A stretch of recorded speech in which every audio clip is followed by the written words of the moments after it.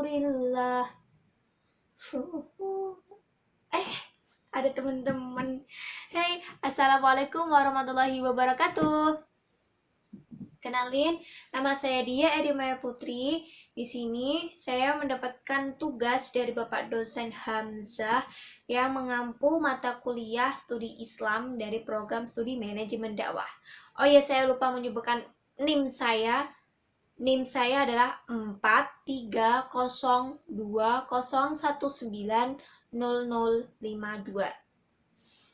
Baik teman-teman, jadi saya mendapatkan tugas dari Bapak dosen untuk meresum dari makalah-makalah yang sudah dipresentasikan teman-teman dari kemarin-kemarin.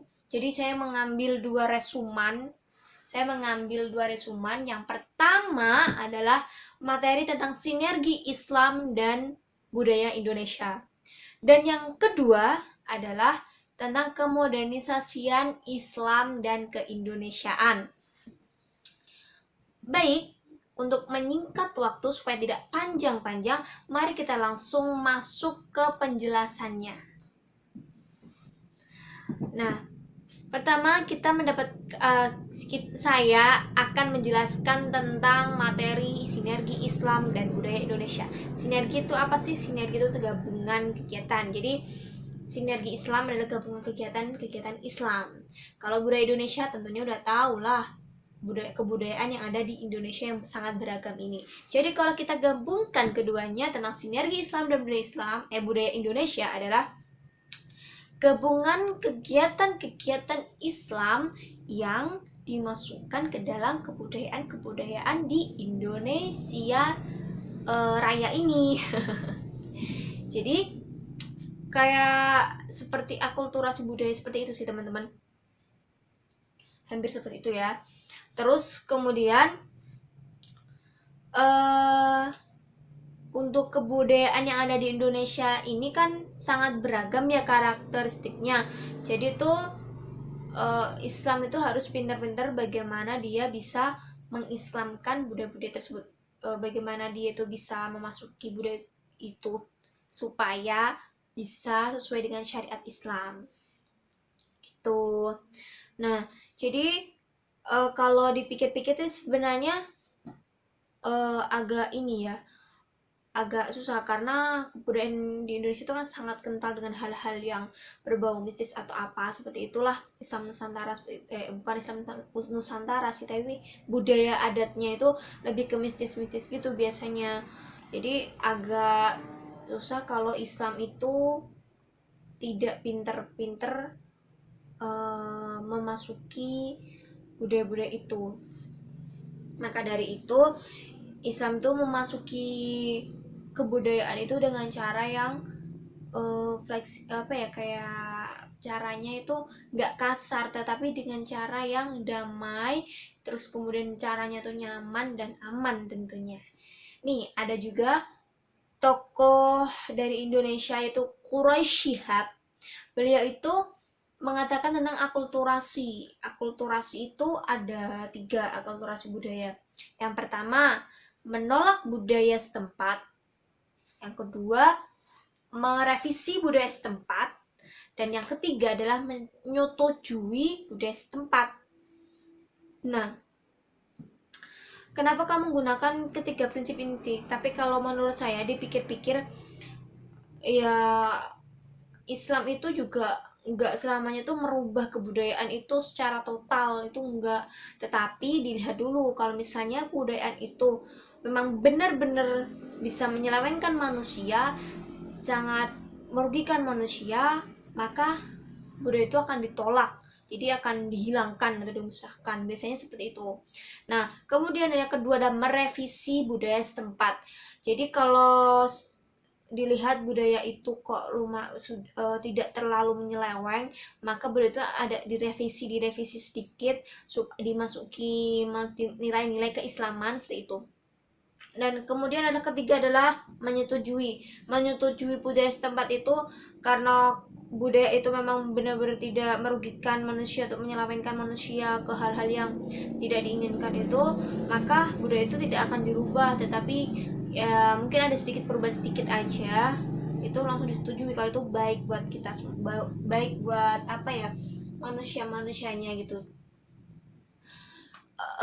Untuk yang apa ya, akulturasi ketiga itu tuh sudah diterapkan oleh Islam Nusantara. Jadi Islam Nusantara itu Islamnya Indonesia. Jadi situ di mana banyak kebudayaan-kebudayaan yang beragam, dan kita itu harus diselaraskan semua, harus di apa ya, dihargai dan dihormati semuanya. Kita tidak boleh menghina, terus mengucilkan atau mendiskriminasi. Jadi semuanya itu kita harus setarakan, dan Islam Nusantara itu mulai memasukinya itu dengan cara perlahan-lahan, dengan langkah-langkah yang mungkin tahap demi tahap demi tahap seperti itu. Dan tujuannya tuh untuk apa? Tujuannya kenapa Islam Nusantara tuh melakukan hal itu? Karena tujuannya untuk mengislamkan budaya-budaya yang ada di Indonesia. Jadi itu tujuannya teman-teman, nggak ada, bukan Islam itu kok semena-mena kayak gini-gini, enggak, tapi untuk mengislamkan budaya-budaya Indonesia yang di situ menyeleweng itu. Dan sebenarnya ada beberapa contoh kebudayaan Islam yang telah kebudayaan Indonesia sudah diislamkan. Dan yang pertama itu contohnya adalah nyadren, kedua adalah weton, kemudian peringatan 10 suro itu, kemudian ada juga tahlilan, kemudian ada lagi itu selamatan. Itu juga beberapa budaya-budaya sudah diislamkan. Nah, bahkan itu udah hal ini tuh sudah dilakukan oleh para wali songo. Maka mereka itu berusaha untuk mengislamkan beberapa adat dan budaya yang ada di Indonesia. Oke, jadi itu teman-teman materi yang pertama yang bisa saya jelaskan, dan mungkin agak berbelit-belit ya teman-teman, tapi semoga bermanfaat dan bisa dipahami dengan baik. Dan yang kedua, saya akan menjelaskan tentang kemodernisasian dan keislaman di Indonesia.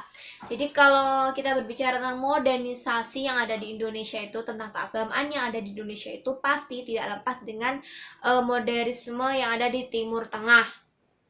Dan bahkan bisa dikatakan modernisasi ini itu, yang modernisasi keagamaan di Indonesia itu apa ya, itu tujuannya itu untuk menyesuaikan watak manusia itu yang fleksibel dengan apa ya, dengan menggunakan prinsip-prinsip Al-Quran dan Sunnah. Jadi kalau kemodernisasian Islam itu sendiri merupakan kemajuan-kemajuan yang dilakukan oleh orang-orang Islam dalam rangka merubah perubahan Islam menjadi lebih berkembang, seperti ilmu pengetahuannya dan juga teknologinya.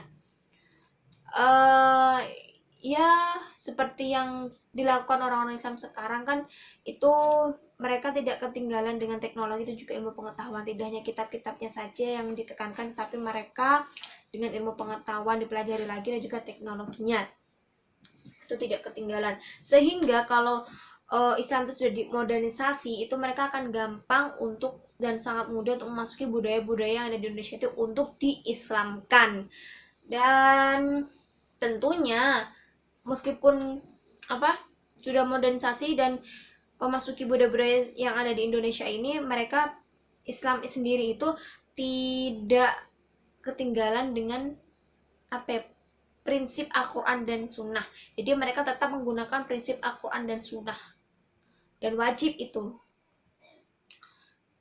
Dan apa ya lagi ya, kalau berbicara tentang kemodernisasian Islam dan keindonesiaan, ya itu tentang memajukan keagamaan Islam di Indonesia dengan cara itu mengislamkan budaya-budaya di Indonesia, tetapi tidak ketinggalan dengan ilmu pengetahuan yang lain dan juga teknologi gitu. Itu sih ringkasan dari kemodernisasian Islam dan keindonesiaan yang bisa saya terangkan. Kalau lebih lanjutnya itu sangat panjang sekali, jadi hanya bisa saya ambil inti-intinya saja. Kalau kita simpulkan tentang sinergi Islam dan budaya Indonesia dari materi pertama dan materi kedua tentang kemodernisasian keislaman keindonesiaan, itu ada hubungannya. Yang pertama adalah, kalau yang pertama itu tentang kebudayaan, pengislaman kebudayaan. Jadi mereka itu sama-sama berkecimpung dalam kebudayaan. Oke teman-teman, segitulah dari saya tentang penjelasan dari resuman yang telah saya jelaskan di sini, oke? Dan mungkin semoga bermanfaat. Apabila ada kata-kata yang salah dari saya, mungkin banyak yang bahasanya kurang bisa diterima, saya minta maaf. Akhirul kalam, wallahu muwaffiq ila aqwamit thoriq. Wassalamualaikum warahmatullahi wabarakatuh. Bye, semoga bermanfaat.